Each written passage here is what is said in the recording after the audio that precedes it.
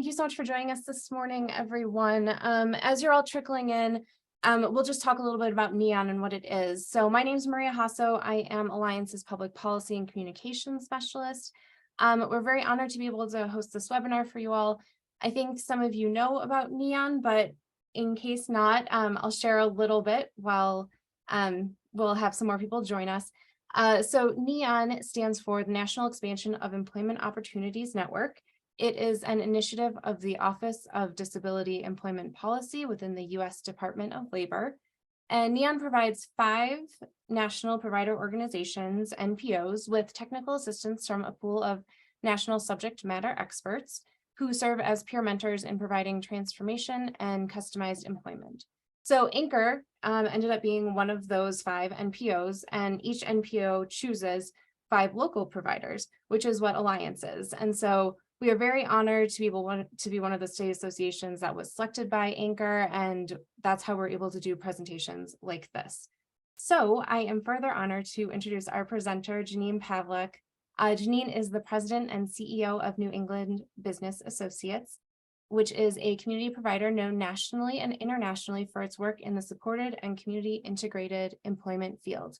She holds a Master of Science degree in nonprofit management and has over 30 years of practical experience in designing, planning, evaluating, and delivering individualized employment services for people with significant disabilities. So, Jeannine, it's all yours.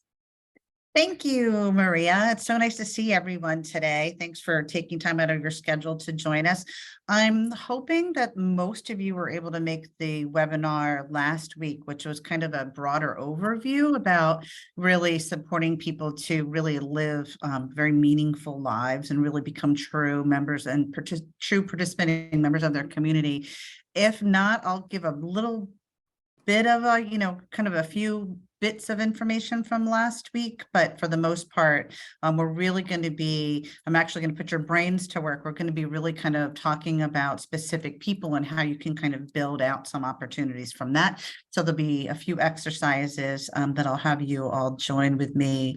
Anyone, if you don't mind just raising your hand, anyone that was not on the last webinar, just so I have a sense of how many this is going to be new information for.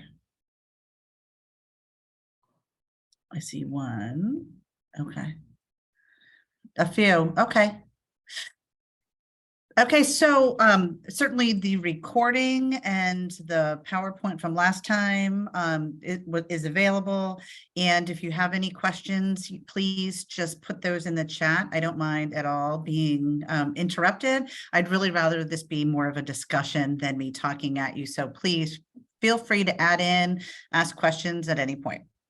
So we can go ahead and get started.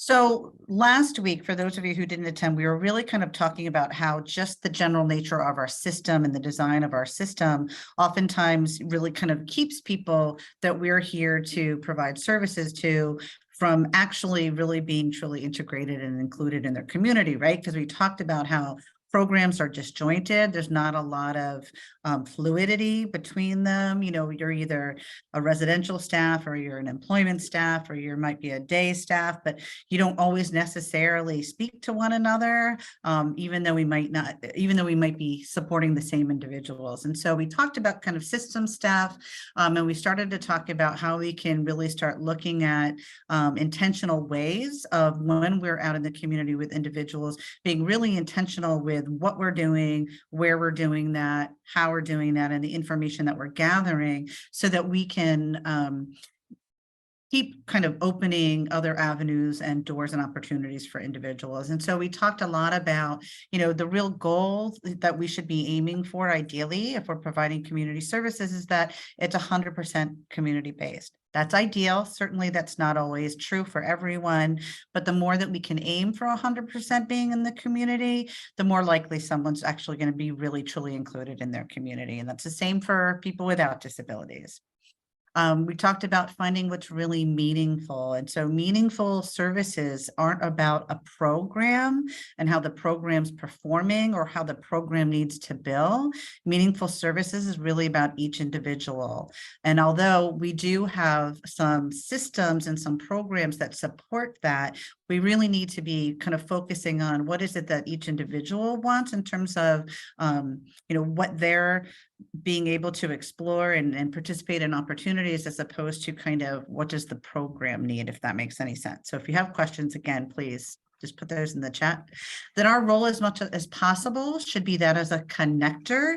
Most of us join this field, and we all have a sense of, I shouldn't say all, but many of us have a sense of, kind of we're a caretaker to some extent. We want to make sure that people are safe and are, people are having, opportunities and that we're helping. And so oftentimes that sometimes might get in the way of somebody being really able to participate on their own and become a little bit more independent. So we need to be looking at ourselves and our staff, if we're in a supervisory or an executive role, as to how do we really shift our thinking and our support from kind of caregiving and taking care of or caretaking to really being that of a connector to opportunity and to relationships in the community. That we're looking for opportunities that make sense, but that we're able to look at ways to fade our support, because the more what we know, the more independent and autonomous people can be, the more likely that they'll have and then sustain relationships that are not paid to be there. So we want to be looking at opportunities that are going to create as much independence as possible, and then fade our support as confidence and independence increase. We should always be looking at creating a pathway to employment, even though employment might not be a goal. Center for Medicaid Services does say the waiver regulations that employment should be one of the first options offered. And so while people are in the community trying new things and learning new things and participating in new things, what are ways possibly, as they're going, kind of doing these things that might put them on a pathway to employment? Looking at our program, and being more flexible, as that we can, which might mean that we're supporting more people, maybe fewer hours a day, or in a variety of different ways. So really trying to figure out how do we, although we do live in this system and we do live within these funding regulations or restrictions, how do we, as much as possible, allow our services to be as flexible as they can, so that individuals have more and more opportunities to be able to really be connected into their community. And community doesn't start at 9 and end at 3, right? So how do we kind of expand that and allow for more opportunities? We need to be making sure that we're setting some time to talk with others in that person's lives. And on this slide, I specifically mentioned residential staff, but again, as I mentioned, those silos, when we're providing day services or employment services, there's a real opportunity to make sure that we're connecting with the residential service staff as well, because all of us are gaining information and all of us have different experiences with the people that we're supporting. And so by including and gathering information from the other support systems within that person's lives, again, just broadens the opportunities and the relationships that someone might have the possibility of establishing. Looking at other transportation options, we're funded oftentimes to provide transportation services. So again, it might be on a van, you're picked up at a certain time, you're dropped off at a certain time. That, although certainly is oftentimes necessary, but when when that's the only way that we're looking at having people out in the community, again, it limits those options, because those rides are only going to be available at certain times. So how do we really look into other transportation options like buses, taxi, training, ride sharing? This says, walking, biking, what other ways can we be flexible and creative around how someone gets to and from certain places within the community? It doesn't always have to be dependent on us and our supports. Any questions or thoughts on that before we move on?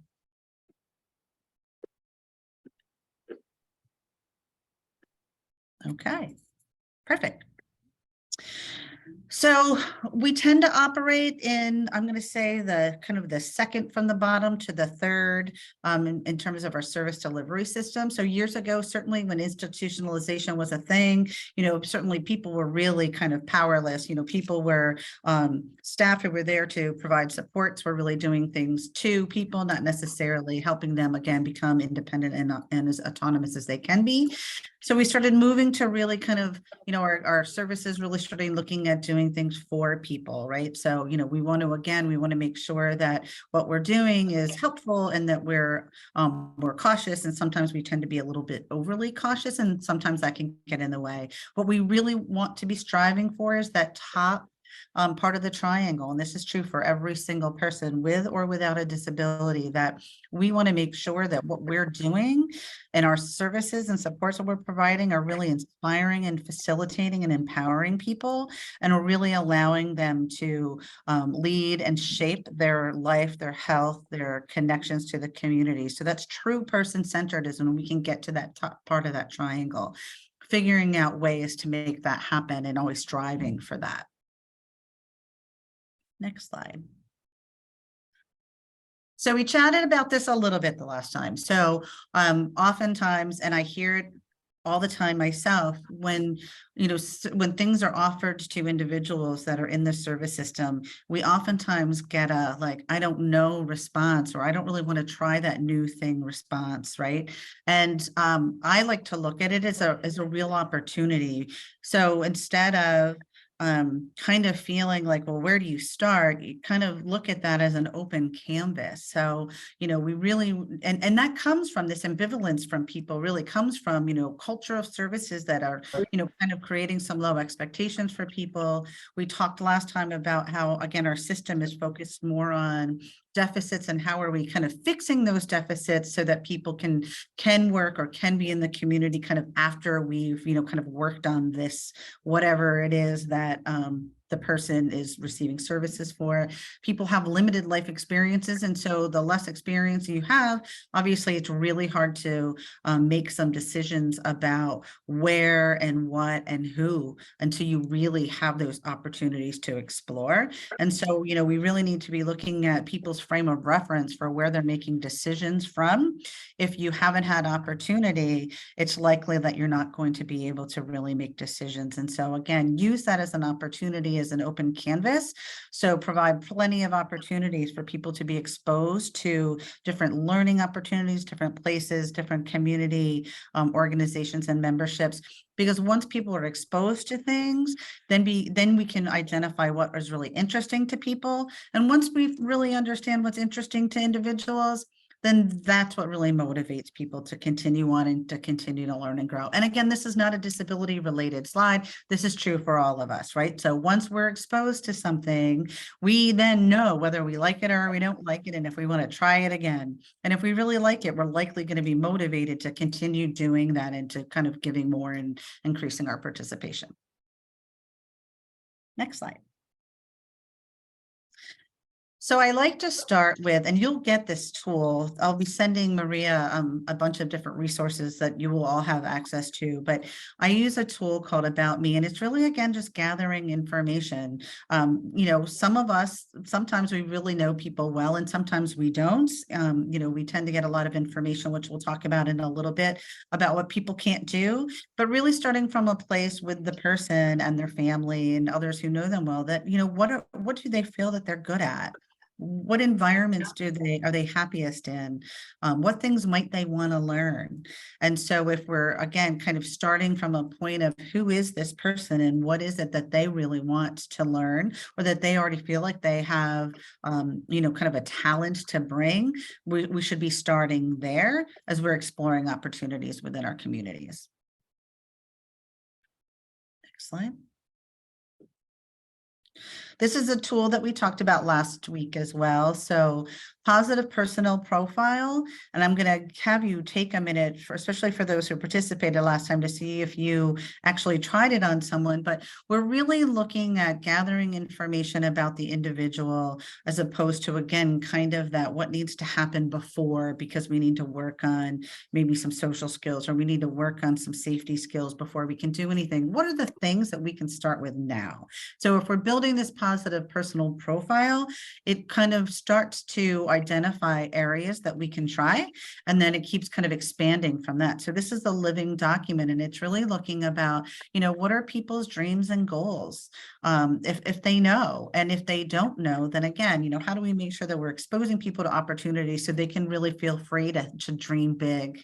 What are people interested in? And so it might not be something that we see on a daily basis. So again, that's why it's so important to involve other people in the, kind of in the person's life. So just by meeting me, and even if you've spent some time with me, you wouldn't know that I really like to fish.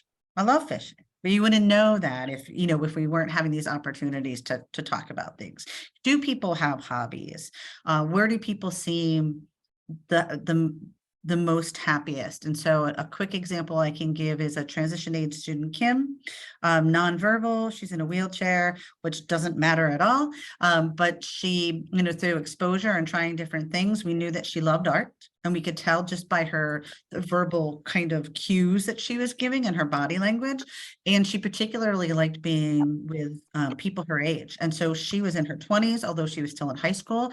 We decided we'd try out a community college setting, kind of maybe doing, kind of doing some artwork, those kinds of things. And again, we could just see as we were trying these different things, the areas that she felt really confident and that she could bring something to, versus the places that she wasn't happy about. So we can, whether people are really verbal about what they like to do, or not, we can, by exposing them and having these experiences with people, we can identify those things. And certainly if there's a negative reaction, we don't want to keep trying that, right? We want to keep building on the positive.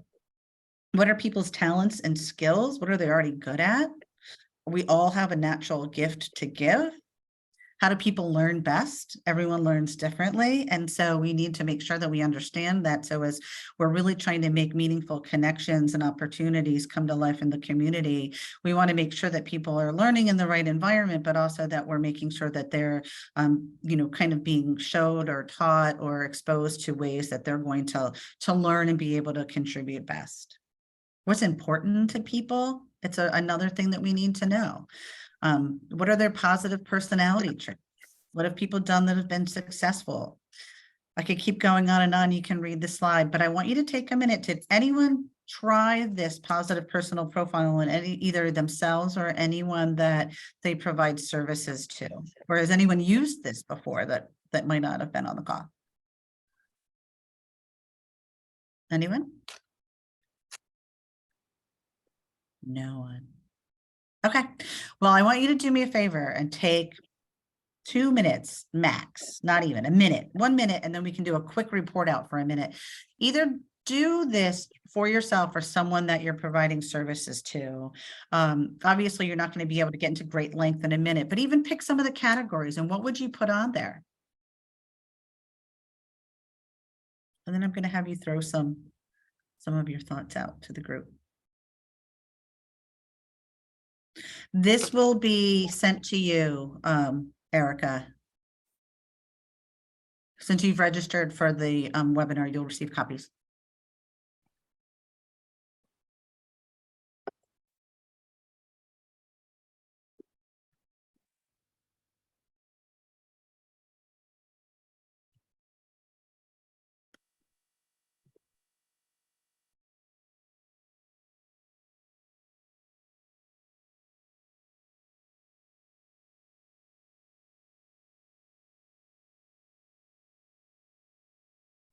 Minute seems like a long time when you're waiting.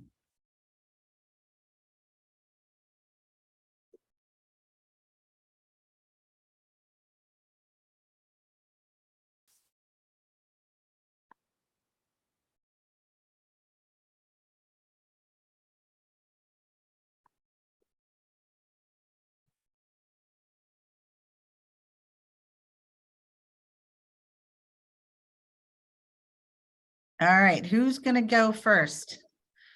Just say a few words about any of the boxes that you started with, whether it was for yourself or someone that you're providing services to. You can either put it in the chat or unmute yourself.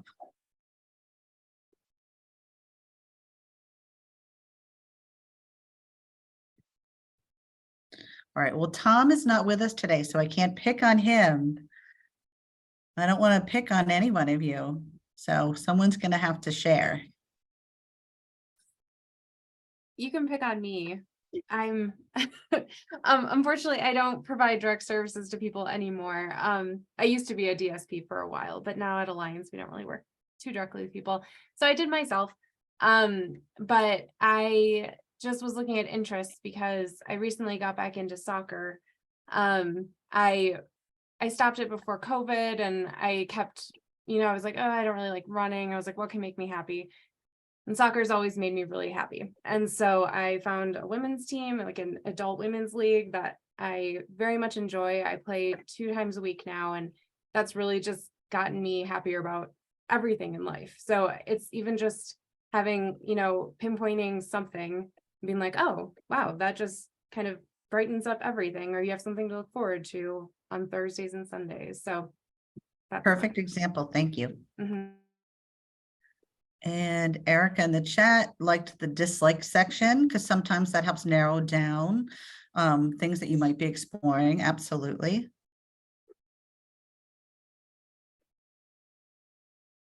Anybody else?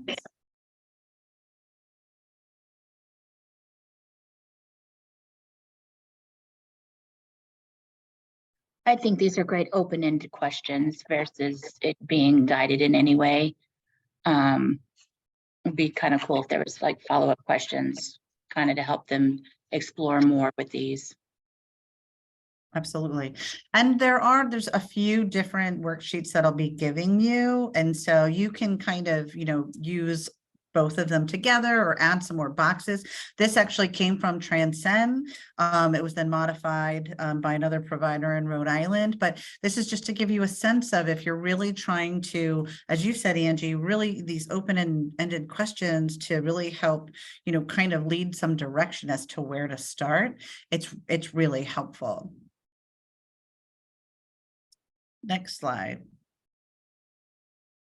Work experience, good start, yes.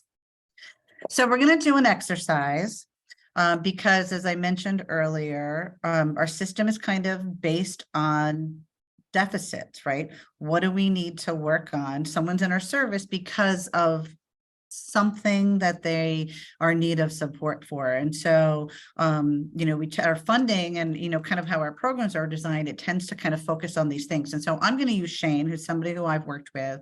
And what his file said before we even met Shane, or, maybe we met him once or twice, was that, Shane had a difficult time in school. He was coming from a rehabilitation program where he wasn't doing well at all. And so mom was a strong advocate to get him out of this program, but finding a service for him was difficult as he has an autism diagnosis.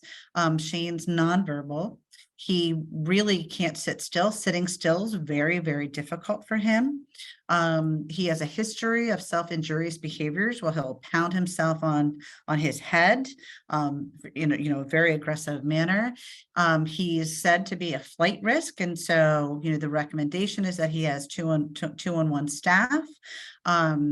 He's stubborn. So once he kind of plants himself somewhere, it's hard to get him to participate or to leave. And he's been deemed unemployable.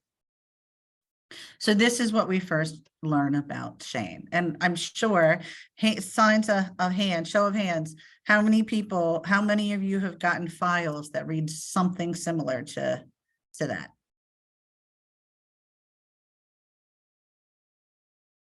Yeah, Angie, absolutely. Rachel, right? This is what we're given. Gail, yes. All right, so what we learned through just, again, some experiences, some exposure with Shane in different environments, some talking to family members and other people who know him, what we learned about Shane is on the next slide. So although Shane has all of those things, we learned that he really likes to hike, boat, and fish, which makes sense, knowing that he doesn't really like to sit still. Those are great exercises and things to do for someone who likes to stay busy. So he loves hiking, boating, and fishing. Any kind of movement and exercise really helps him manage his anxiety. He's fascinated by windows and doors. And we know this just because as he passes them, you can, kind of body language and his smile and those, kind of other things that he does, we can tell. We don't know why, but we do know. We learned that his father's a carpenter and makes shims. And so over the years, Shane has learned to make those shims as well. And if you don't know what a shim is, they're like those little thin pieces of wood that you use to kind of balance either like a door or a window or something. And he really likes art and he really likes to draw. So in kind of his downtime when he's not feeling so like energized, where he just has to kind of go, he really likes art, and in particular, he really likes drawing. Next slide. So if you look at this side by side, I'm assuming you will all agree with me to say, if it's either me that's going to support Shane or one of my staff that's going to support Shane, the description on the right is far more helpful in terms of figuring out what we're going, like, what are we going to expose Shane to in the community, right? This gives us more options. On the left, if that's all you have, it's a really hard place for specifically our staff to start off. Like, where do you start? And that kind of perpetuates that, kind of not leaving the building, because it's really hard to figure out where to go when that's what you've been told and that's what you know. Any thoughts on that?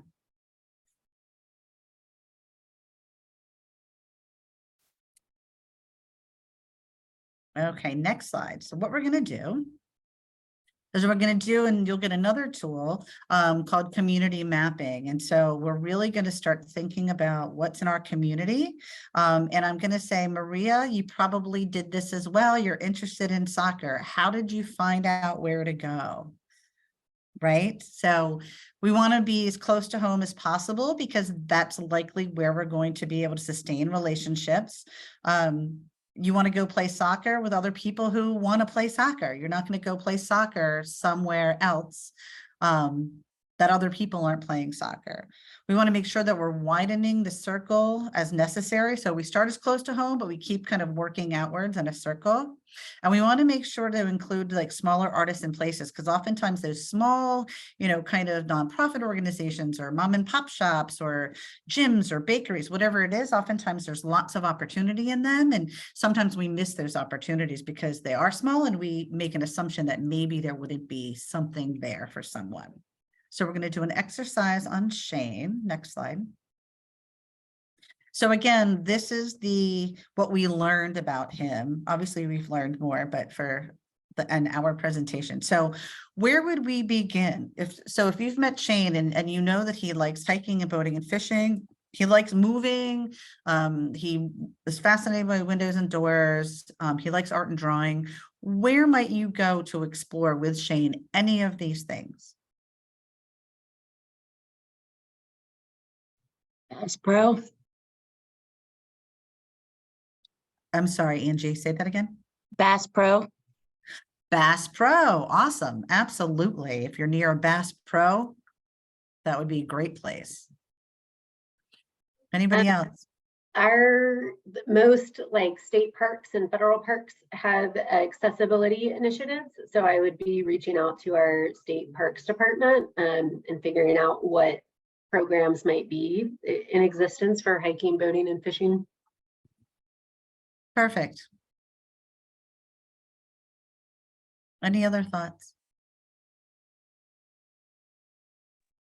I would look for maybe some buildings downtown that would have like different windows, or just, maybe just very window friendly, or, one of those just like glass open places that he might like a lot. Absolutely. And Erica, local recreation centers, absolutely. And so I'll show you some of the places. I love that he's under looking at job watching. I was going to say that too. Absolutely. You can start, as Maria said, you can start by going to see these places. In what environments, are there specific windows and doors? What is it about windows and doors? But as you're exploring in the community, then you're kind of making your notes and you're looking for some transferable skills. And again, you're going to get that worksheet, but then you can really kind of build that into a job, whether it's a volunteer job or a paid job, depending on that particular place. So next slide.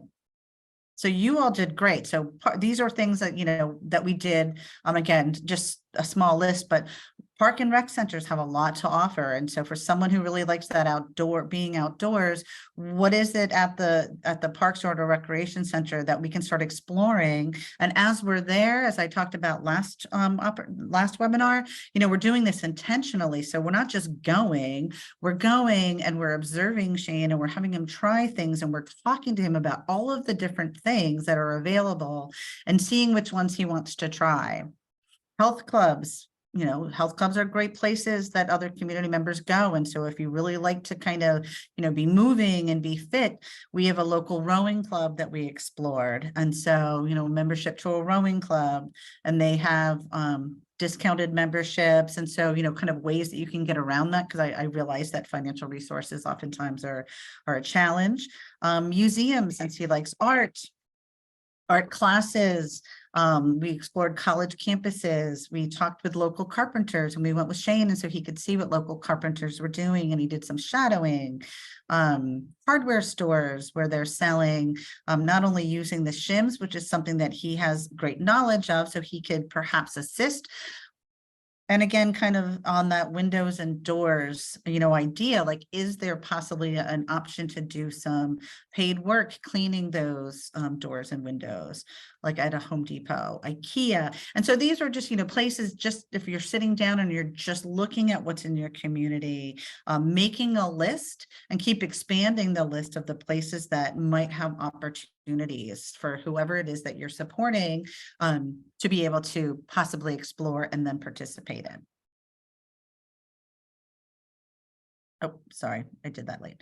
All right, so let's look at the next slide, because she moved that slide for me. So getting started, again, I mentioned this is just a recap, starting from home base when possible. If you can't start from home, possibly a community hub, but how are we getting, supporting people to the best of our ability to, again, be in the community and having opportunities to explore and identify interest.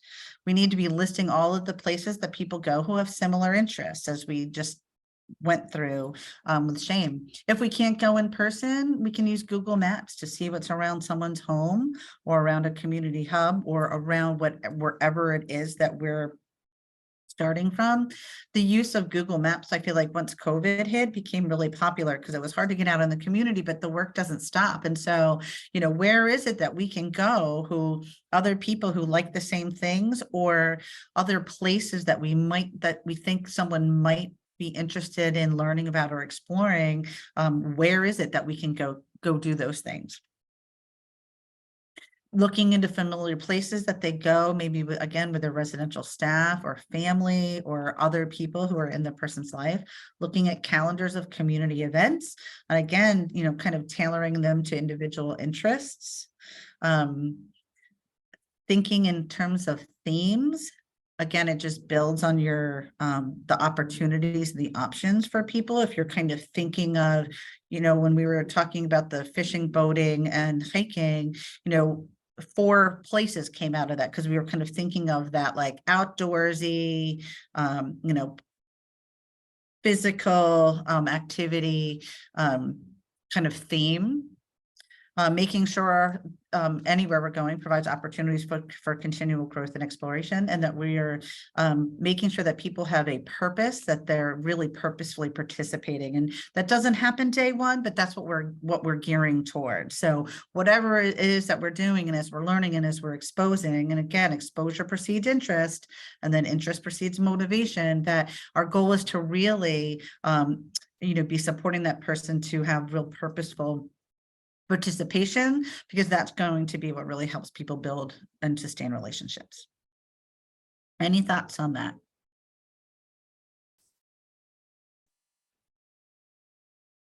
All right, next slide. So I just love this quote, "Loneliness is the only real disability," by David Pitoniak. And most people that are receiving services have a lack of social capital. And social capital is our relationships. And when you lack social capital, it really impacts people's ability to be successful, because they don't have those relationships as a means for, whether it's for support in terms of encouragement, or opening doors for opportunities. People who oftentimes are in services really don't have a lot of relationships. It really impacts their ability to be successful. And we need to address this. And so we're going to help address this by doing some relationship mapping. Any of you do relationship mapping already?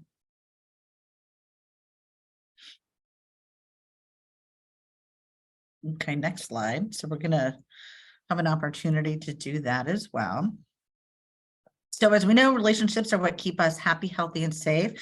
We know, although again, nothing's 100% true for 100% of the world, but people are much safer when they have relationships in their communities that are not paid to be there for them, right?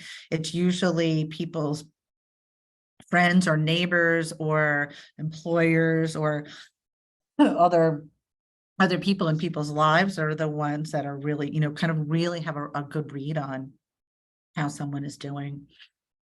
And relationships bring us opportunities to expand our world. Next slide. So we're going to do a relationship mapping exercise. So again, for a minute or two, think about who you know, and just start with yourself. Who do you know? Or who does the individual that you're supporting know? So Amber, family. And if you think of family, and let's say you are interested in, I don't know, name an interest. Dogs. Okay, perfect, Amber. Thank you. So you're interested in dogs. You have family members. Do any of your family members know of places that either provide services to dogs or groom dogs, adopt dogs, walk dogs, whatever kind of theme revolves around dogs? Does your family know of anyone? And you want to list those family members, and do they have any of those relationships?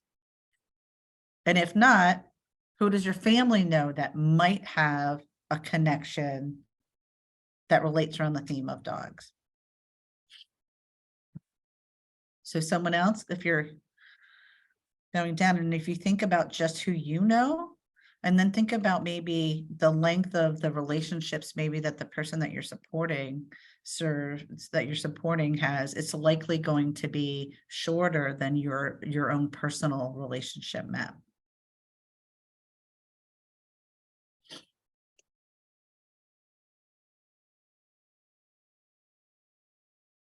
So we want to keep broadening this. And so we start with ourselves. We start with who the person knows. Then we start with who they know.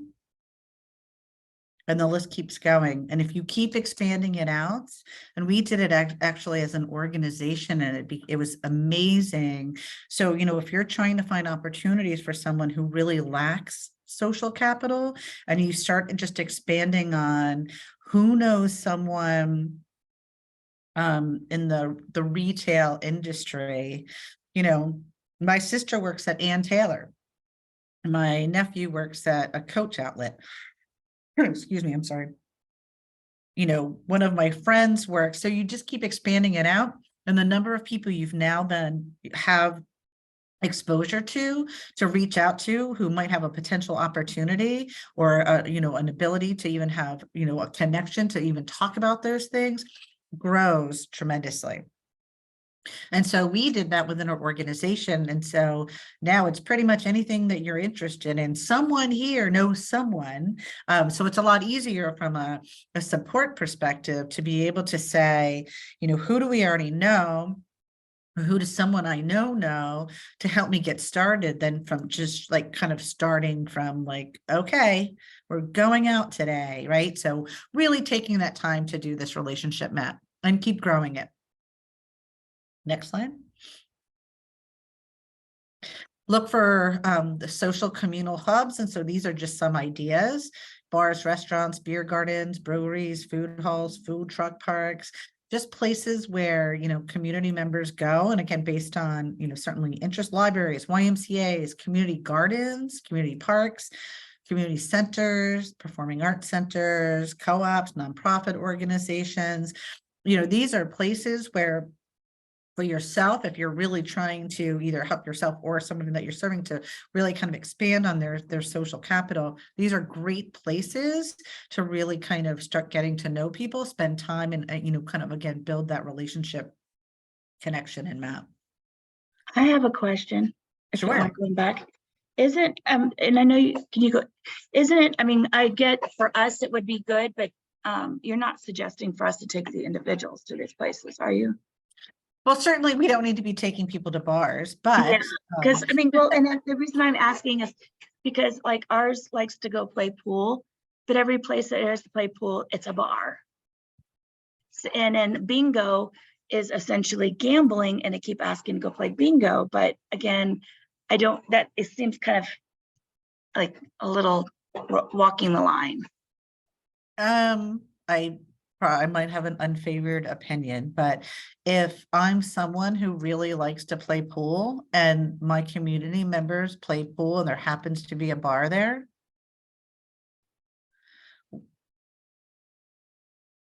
that's where I would go to play pool. I So think certainly it's just walking that fine line as like a day program to make sure that you're not overstepping incorrect boundaries, I guess. So, I mean, again, and I think of bingo. So yes, people are gambling, but unless someone has an addiction to something, it would be quite normal if somebody's really interested in bingo to go play bingo in the community. So I guess my question would be, and I understand because we're a service provider, so that's where it really kind of where we get stuck in the caretaker role. We do need to keep people safe, absolutely, and we have to be mindful. But if we consider that first and not really who the person is, then we're limiting those opportunities for them. And so I suppose I would say if we're really concerned, then I would find other interests to then support people in the community where other community members would naturally go. Does that make sense? Yeah, it does. Thank you. But these are good places even just for us. And again, I'm not saying everyone needs to go to a bar or restaurant, but you know, for us, even just to build our own social capital, because that's what our jobs are, right? We're connectors. And so if we don't have a lot of social capital, then we're not going to be as helpful to the person that we're supporting because we don't have those means either. And so part of our job is to be constantly building our own social network so we can tap into a resource that's going to benefit somebody that we're there to support. And so these are just good places to go. Eric, I think about that for going to see live music as long as you have guardian permission. Absolutely. Perfect point, Erica. Thank you.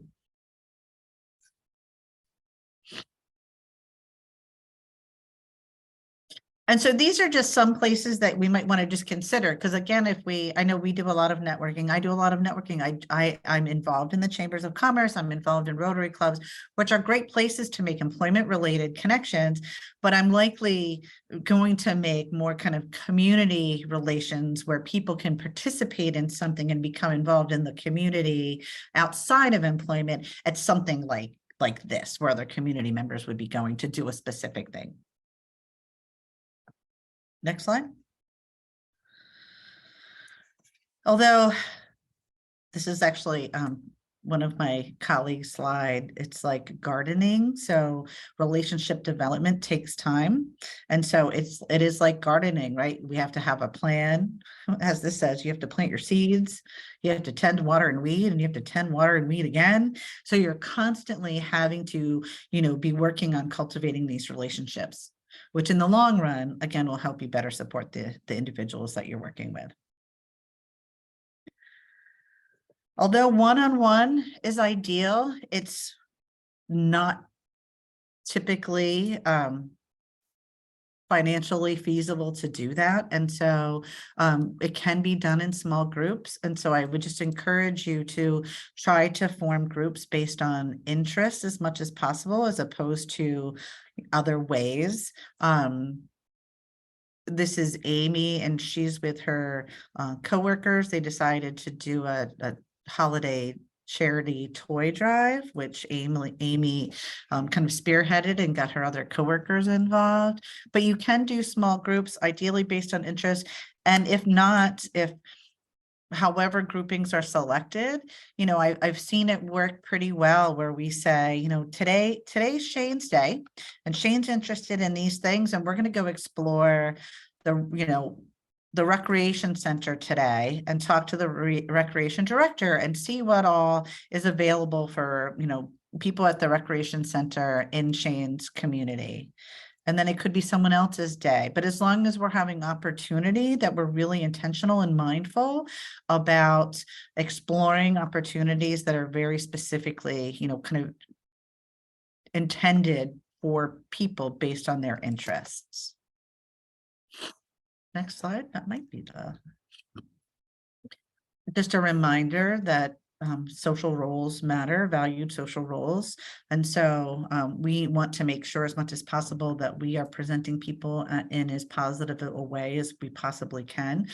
That's part of why it's so important for people to be in learning environments where other people learn. And so if we want to work on our academics and I'm 27 years old, I should be doing that where other 27-year-old people are working on their academics, right? And so really making sure that we're setting people up for success by really looking at what is it that the role that someone's taking on, right? Student or gym member or civic leader, whatever it is, that we're setting them up in the most valued social role, because that very much will reflect on people's kind of receptivity towards that person, right? So you're more likely to get community members to engage and have people be fully included when, again, they're doing those things where this general society does them. So if we're doing those activities in other places, then it makes people look separate and different. And so it's really kind of the difference between being a community member versus a client, right? So, community members are seen as people who are giving something to their community, right? Whatever we're involved in, we're giving back in some way. But when people think of clients, they think more oftentimes as taking. And so we want to make sure that we're presenting people as that community member who is participating and contributing like everybody else can and is. Any thoughts on that?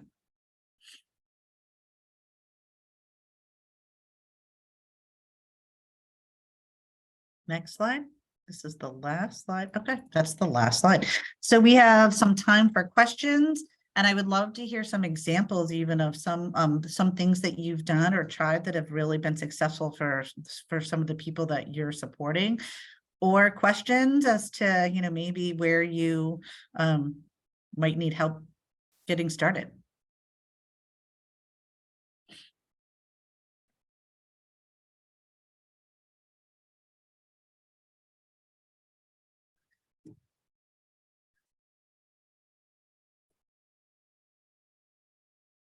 Anybody? There's some great work being done in Colorado, so I'm sure you have stories.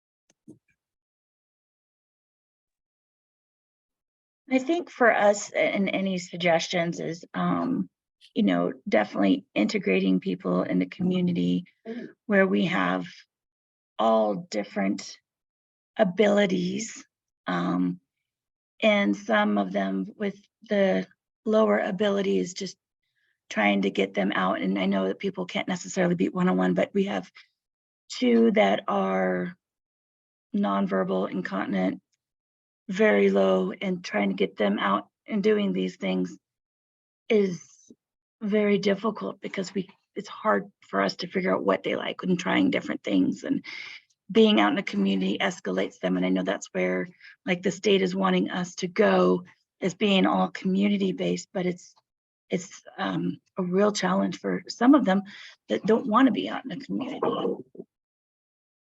And Angie, it's a great point. And there's certainly for some individuals, this work is a lot harder than others. I think that's why it's so important to really spend that time knowing the environments, as I talked about, like Kim's story, what environments are people more comfortable in? And if we're bringing in others who know, and we're, that know that person, then it's a little bit easier to help identify places than if we're just trying to do it on our own. But there could just be, and even if we're exploring and it's hard, I'd say, do your best at, again, kind of making people fit in the best that they can while you're exploring with people. So I'm trying to think of an example.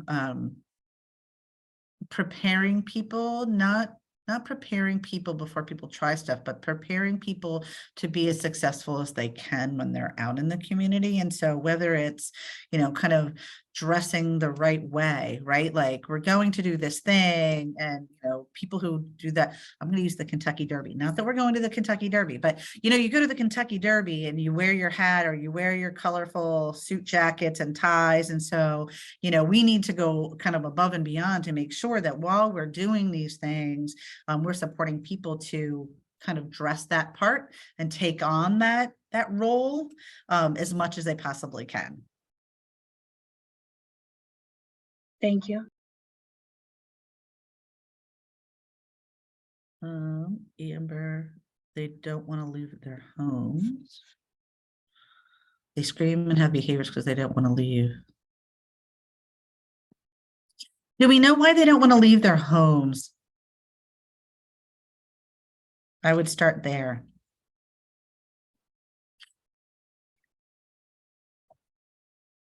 So I'll say Shane, I'll go back to Shane, and I'm not saying this is the case for your people, but I think it's important for us to try as hard as possible for us to understand why, because behavior is communication. And so for Shane, he didn't want to leave his home because he didn't like the program that he was going to. And he couldn't say, I really don't like this program, and I'm getting physically hurt at this program. So instead, he just refused to leave. And so that's an easy example, kind of, right? But once it was understood, well, that's why he doesn't want to go. So it's not that he doesn't want to leave his home ever. And so for some of these folks, maybe it's, is it that their options is why they're not wanting to leave the home, or kind of what's keeping them from not wanting to leave home? And it could be a medical reason, but we just have to do our best to understand that and present it in different ways. I work with a young man who, when he was in school, he was in an isolated classroom. It's actually an isolated building. He was by himself. I think I've told this story before, Maria. So it was just him and his teacher, and he happened to be, he was born with cerebral palsy. He had use of his right arm. And that was really it. He was in a wheelchair. He was nonverbal, and he was blind because he had been born prematurely. And so the incubator lights burnt his eyes. And so he was in an isolated building because there was a few things he needed, like access to the bathroom. Like there were some accommodation things that he needed, but he also had some behaviors which were very disruptive to the classroom. So when I went to meet him, I introduced myself. I sat down next to him. So I was, at the same level with him, and I started talking to him, and his teacher said to me, I wouldn't waste your time talking to him. He's like a vegetable. He can't understand anything that you're saying. And so she went on to talk about his behaviors and why his behaviors were in the way, and he couldn't ever participate in the community. Now, I really can't speak for him to say why, but I do know that when he did go out, so if he hadn't thrown himself on the ground before going out, he would go. And if he did that well, she would take him to Target and rub his face with foam paintbrushes. And then he would get really angry and kind of strike out. And in my head, I could only say, if you're with me and I'm supposed to trust you, but you don't think I'm understanding or worthy of anyone talking to me because I won't understand. And if I don't throw myself out of my wheelchair because I don't want you to put me on the toilet in the way that you do, and then you proceed to put paintbrushes on my face and you don't even talk to me where I'm going, I likely would be a behavior problem myself. And so for him, not that we were able to, those things don't go away. Like, that's the reality of who he is.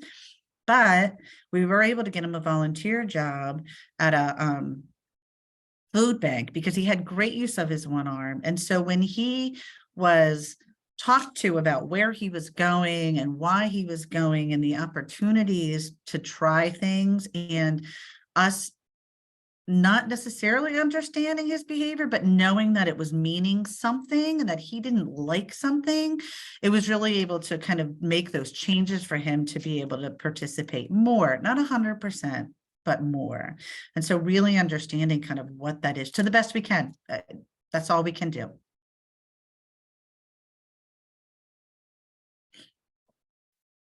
Any other thoughts?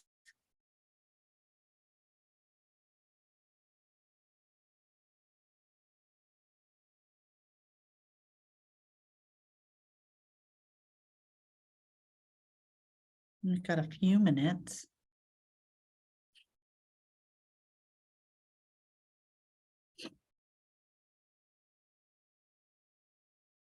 All right, last story. I worked with a woman named Kate who had a very significant seizure disorder, and she had a developmental disability. Anyway, long story short, we ended up getting her a job with her best friend in a hotel, and we were able to, because she loved to clean, especially like another mirrors and kind of those kinds of things. Anyway, we were able to work with a very specific hotel manager who was willing to have both women try the job, house cleaning, which is what it is. But how it worked for Kate was that she was going to have a few seizures every day. There was no way around it. Wherever she was going to, but at least she wasn't in an unsafe area. And she could lay down for a period of time after her seizure so that then she could then resume work. And so certainly we had to negotiate that and plan for that accommodation. But, sometimes we just have to be as creative and flexible as we can.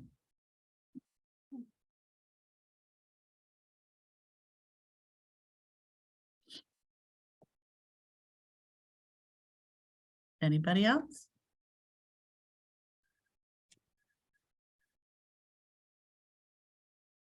Will we get a copy of the slides? You will, This was absolutely. a wonderful training. I really appreciate you guys doing this. Thank you. Well, thanks for hanging out with me. Yeah, I always think after all of Jeannine's presentations, I wish this was around, well, this probably was around 20 years ago when I was, helping out people, but I learned so much, and I'm always so inspired. So I hope you all are also inspired by this. So she has a couple worksheets as well that I'm gonna send out. Yeah. We'll also have the recording if you want to go over something or anything, or if you want to send it around, please do that as well. And then the slide deck. So you'll be getting a lot of goodies from me in the next hour or so. So yeah, we always encourage you to share this with everyone as well, because we just want to use this to help out as many folks as we can. So yeah, I just want to thank Jeannine again, and for all of you for sticking around for this hour. It was a great time. Thank you. Take care. Thank you all. Bye. Bye.